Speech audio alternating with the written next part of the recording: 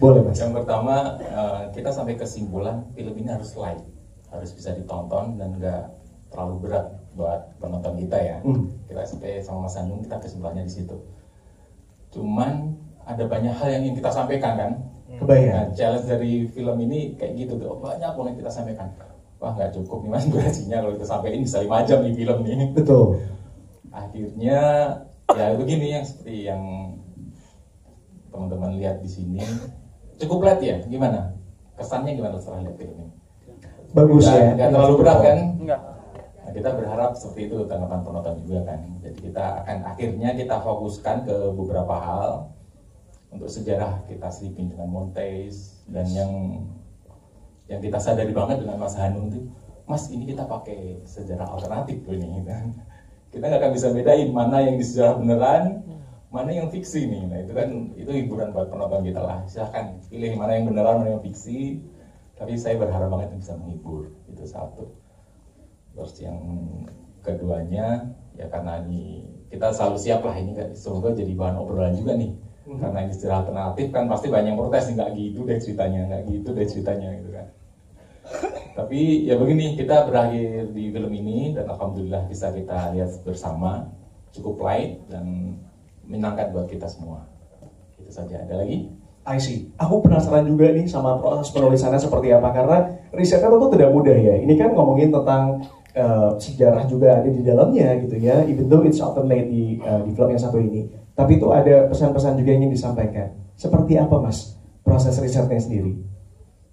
Proses risetnya cukup unik nih karena kita memilih buku-buku Bung Karno ya. Jadi seperti kita tahu bersama beberapa buku-buku Bung Karno itu sempat susah didapatkan kan. Akhirnya kita pilih ini salah satu buku Bung Karno yang cukup aman lah, kumpulan resep. Bayangkan kumpulan resep nggak ada bahayanya nih kumpulan resep nih. Apa idealisme yang akan disampaikan nih? Apa norma-norma akan kita sampaikan? Cuman tantangannya kan begitu datang ke meja saya tuh, Din kita bikin film dari buku ini kan. Sebenarnya cerita kan, wah novel nih ya tebel kan, novel nih saya buka. Ya ini kumpulan resep nih. Bagaimana kita membuat cerita dari kumpulan resep? Akhirnya yaitu kita riset, kita menemukan beberapa sejarah-sejarah yang unik. Akhirnya proses risetnya cukup menarik, melibatkan kita ke beberapa tempat juga nih untuk mendapatkan sejarah-sejarah seperti itu. Hingga akhirnya mendapatkan the whole movie yang satu ini, yang baru aja kita nikmati bersama ya. Catherine tuh kelihatannya kan kayak perempuan gitu ya, cantik, elegan gitu, tapi ternyata berantem belakangnya kan gitu. Kelihatannya diem-diem aja gitu, ternyata kan dia menyimpan sebuah misteri ya, menyimpan sebuah plot twist gitu sih kalau aku lihatnya kan. Kayak kalau misalnya lihat nih, ini kelihatan ngapain sih, dia ngangong-ngangong aja nih, dia diam gitu kan. Tapi kan ternyata di belakangnya dia ada misi yang harus dia selesaikan gitu. Oke. Nah tapi kan di situ ada actionnya juga ibaratnya ya, ada penggunaan senjata dan lain sebagainya. Persiapannya seperti apa Mbak Uli? Apakah butuh waktu banyak untuk persiapan aksi seperti itu?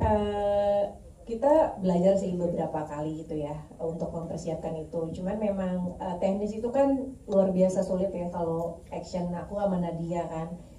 Jadi untuk bisa dalam satu scene yang kita tembak-tembakan, lari-larian gitu kan kelihatannya gampang ya.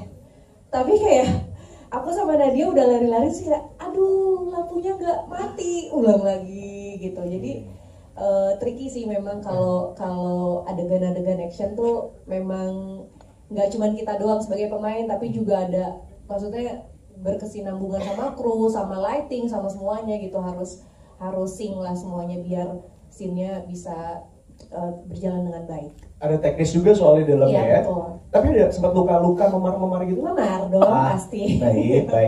Itu adalah hal standar ya. Iya.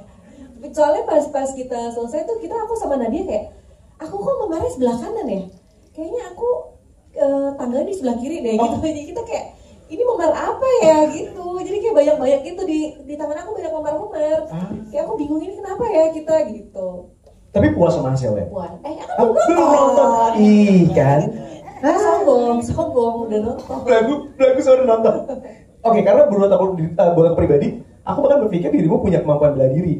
That's why you did a great job with this. Ternyata nggak ada. Enggak sih, cuman memang aku suka olahraga aja. Jadi I see. mungkin agak sedikit lebih gampang untuk menerima koreografinya gitu. Yang makan nanya, ini sayur sop apa sayur apa? Masa sop pakai cabai hijau? Aku sebetulnya nggak bisa masak, bisanya cuma makan.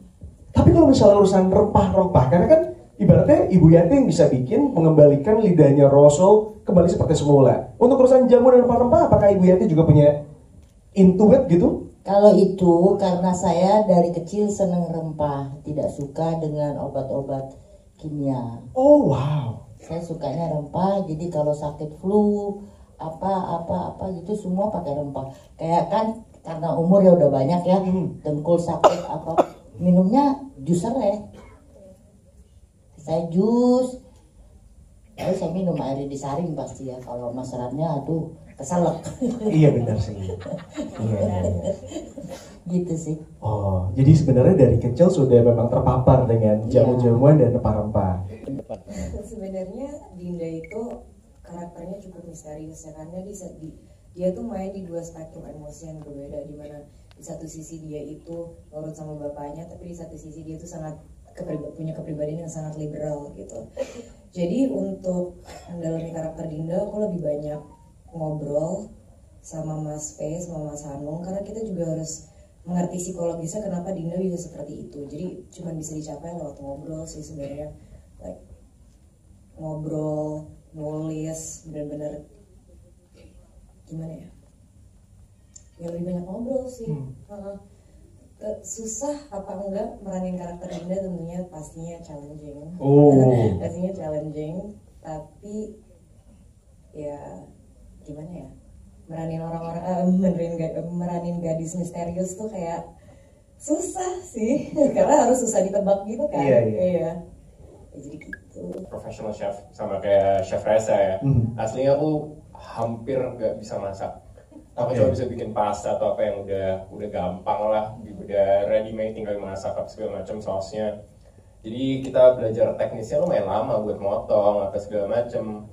Dan juga sebenarnya yang lumayan tricky buat aku, Alex juga orangnya he's not straightforward ya, kayak di depan, tanpa spoiler ya, di depan Reza kita temenan, tapi sebenarnya kalian tadi udah nonton apa yang diperbuat sama Alex itu kan that's not a good friend gitu. Jadi ya sama sih kayak Vel tadi, lumayan personality-nya cukup conflicting apa yang terlihat di luar dan di dalamnya. Jadi it's quite challenging for me. Oke. Tapi dari data yang kita dapatkan sebagai salah satu orang yang kemudian melakukan pendalaman karakter ya.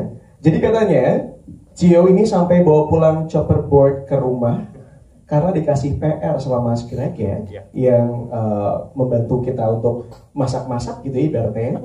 Itu tuh gimana ceritanya?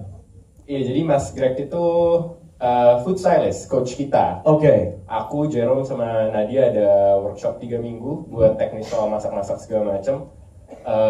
Lo juga dibawa pulang gak sih Jerome, chopping boardnya? Iya, kita jadi dibawain pulang. Iya, kita dibawain pulang pisau, chopping boardnya, sama waktu itu aku kalau nggak salah dibawain timun 1 karung tuh.